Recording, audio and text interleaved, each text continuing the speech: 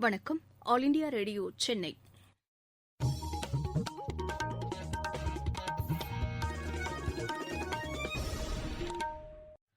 மாநிலச் செய்திகள் வாசிப்பவர் வடிவழகி கபிலன். தலைப்புச் செய்திகள்: தென் மாவட்டங்களில் கனமழையை எதிர்கொள்ள அனைத்து முன்னெச்சரிக்கை நடவடிக்கைகளும் எடுக்கப்பட்டுள்ளதாக முதலமைச்சர் திரு எடப்பாடி பழனிசாமி தெரிவித்துள்ளார்.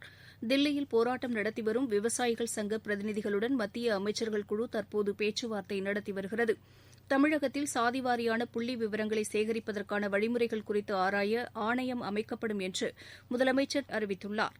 மீனவர்கள் அடுத்த 3 நாட்களுக்கு கடலுக்கு செல்ல வேண்டாம் என சென்னை வானிலை ஆய்வு மையம் கேட்டுக் கொண்டுள்ளது.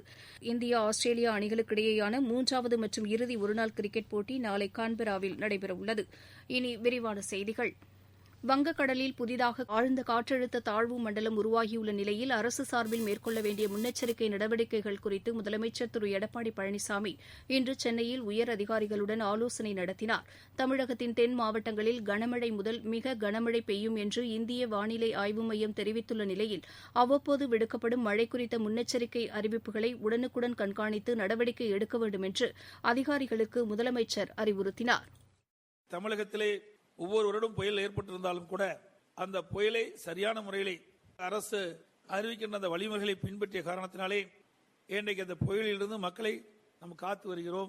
அதே வகையில் தற்போது வருகின்ற புயலையும் நாம் எதிர்கொண்டு மக்களுக்கு எவ்வித பாதிப்பும் இல்லாமல் எவ்வித சிரமமும் இல்லாமல் நாம் செயல்பட வேண்டும் என்று நேரத்தில் கேட்டுக்கொள்கின்றேன். இந்திய வானிலை ஆராய்ச்சி நிலையம் அறிவிக்கப்பட்ட அந்த புயலுடைய நிலையை நாம் உணர்ந்து அதற்கு தக்கவாறு நம்முடைய உயர் அதிகாரிகள் செயல்பட வேண்டும் என்று அன்போடு இந்த நேரத்தில் கேட்டுக்கொள்கின்றேன்.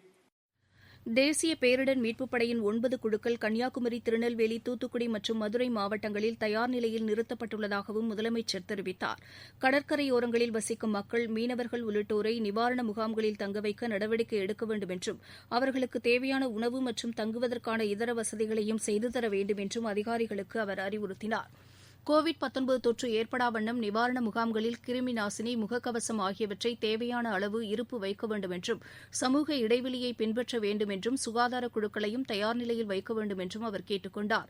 கடலோரப் பகுதிகள் மற்றும் உள் மாவட்டங்களில் தேங்கும் தண்ணீரை உடனுக்குடன் அகற்ற பம்பு செட்டுகள் தயார் நிலையில் வைக்க வேண்டும் என்றும் அவர் கூறினார்.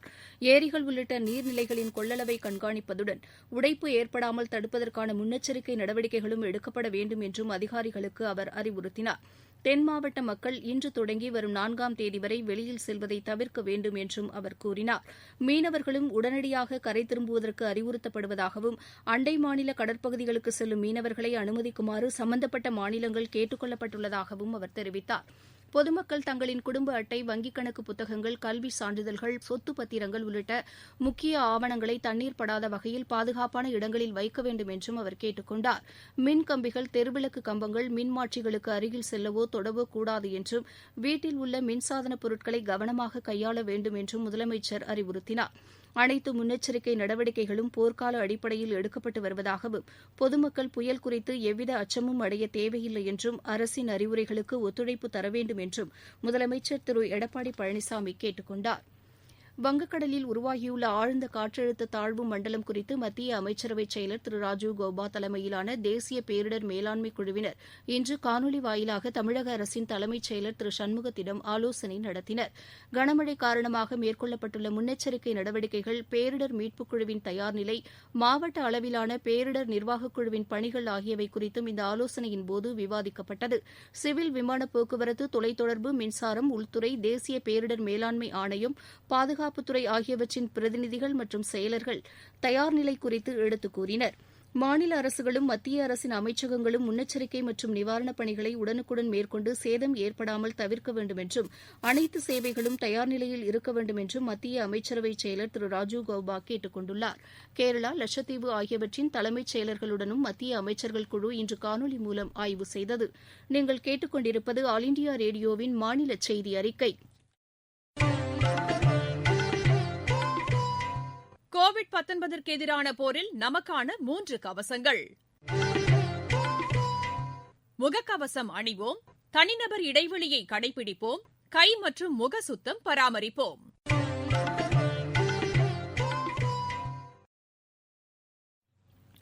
மத்திய அமைச்சர்கள் கொண்ட உயர்மட்ட குழுவினர் தில்லியில் கடந்த சில நாட்களாக போராட்டத்தில் ஈடுபட்டு வரும் விவசாய சங்க பிரதிநிதிகளுடன் தற்போது பேச்சுவார்த்தை நடத்தி வருகின்றனர். வேளாண் துறை அமைச்சர் திரு நரேந்திர சிங் தோமர், வர்த்தகத்துறை அமைச்சர் திரு பியூஷ் கோயல் மற்றும் இணையமைச்சர் திரு சோம் பிரகாஷ் ஆகியோர் இக்குழுவில் இடம்பெற்றுள்ளனா். தமிழகத்தில் சாதிவாரியான புள்ளி விவரங்களை சேகரிப்பதற்கான வழிமுறைகள் குறித்து ஆராய ஆணையம் அமைக்கப்படும் என்று முதலமைச்சர் திரு எடப்பாடி பழனிசாமி அறிவித்துள்ளார். இது தொடர்பாக இன்று அவர் வெளியிட்டுள்ள அறிக்கையில் தமிழகத்தில் பல்வேறு அரசியல் கட்சிகளும் சமுதாய அமைப்புகளும் பல்வேறு காலகட்டங்களில் சாதிவாரியான கணக்கெடுப்பு நடத்த வேண்டும் என கோரிக்கை வைத்திருப்பதை சுட்டிக்காட்டியுள்ளார். உச்சநீதிமன்றத்தில் நிலுவையில் உள்ள 69% இடஒதுக்கீடு தொடர்பான வழக்கையும் எதிர்கொள்வதற்கு சாதிவாரியான முழுமையான புள்ளி விவரங்கள் தேவைப்படுவதாகவும் முதலமைச்சர் திரு எடப்பாடி பழனிசாமி தெரிவித்துள்ளார்.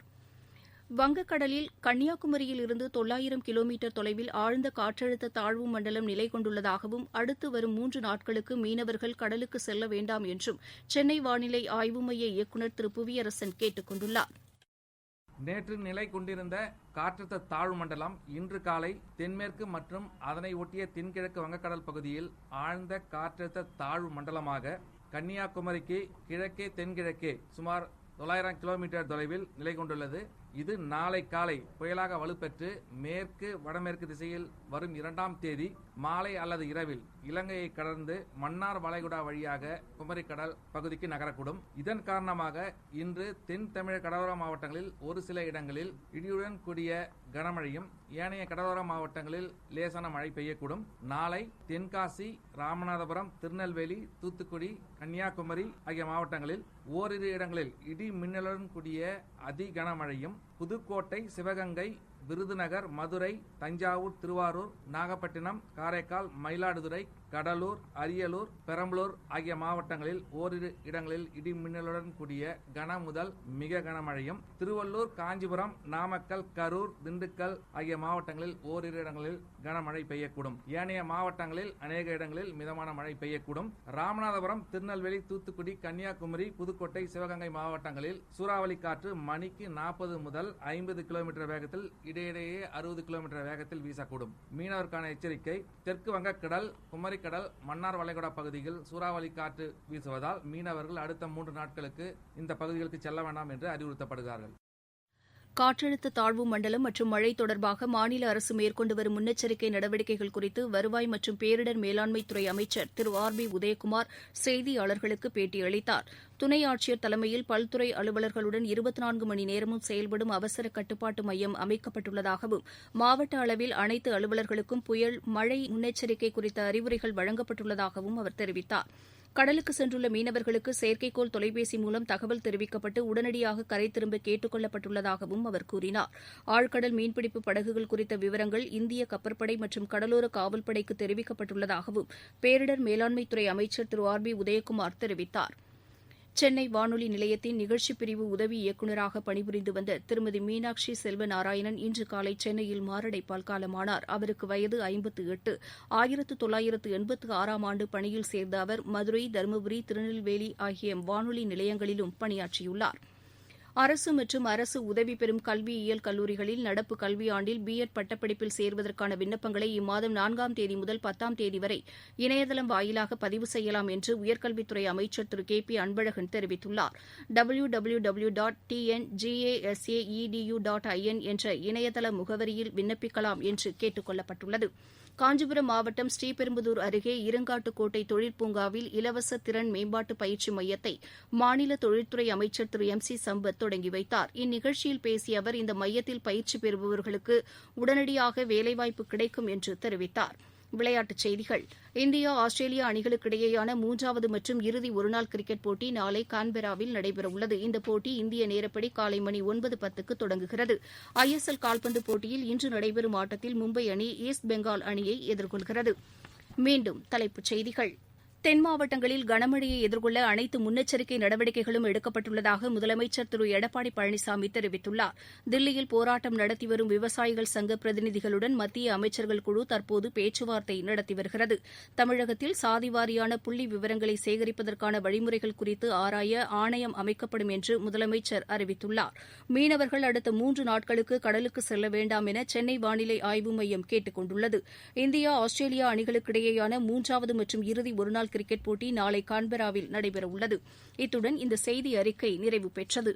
எமது செய்திகளை உடனுக்குடன் AIR News_சென்னை என்ற டுவிட்டர் பக்கத்திலும் செய்தி தொகுப்புகளை all India radio news Chennai என்ற யூடியூப் சேனலிலும் அறிந்து கொள்ளலாம்.